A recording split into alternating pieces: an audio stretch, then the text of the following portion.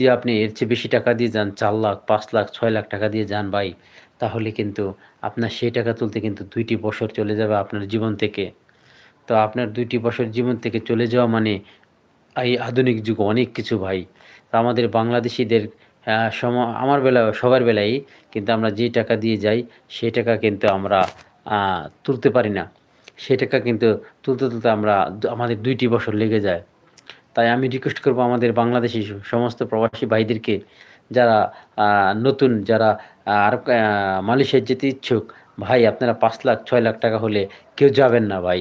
কারণ হলো এই টাকা দিয়ে আপনি যদি দেশে কয়েকটা ব্যবসা করেন ভাই, তাহলে কিন্তু আপনি স্বাবলম্বী হতে পারবেন এবং আপনার টাকা টাকাই থেকে যাবে এবং আপনি আরো একজন মালিক হবেন, একজন উদ্যোক্তা হবেন। আপনার আন্ডারে কয়েকজন লোক কাজ করবে।